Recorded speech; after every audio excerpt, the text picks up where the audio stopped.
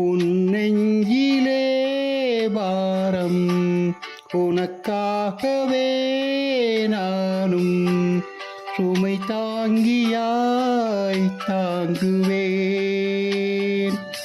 உன் கண்களின் ஓரம் எதற்காகவோ ஈரம் கண்ணீரை நான் மாற்றுவேன். வேதனை தீரலாம், பெரும் பனி விலகலாம், வெண்மேகமே புது அழகிலே நானும் இணையலாம். உறவுகள் தொடர்கதை, உணர்வுகள் சிறு கதை, ஒரு கதை என்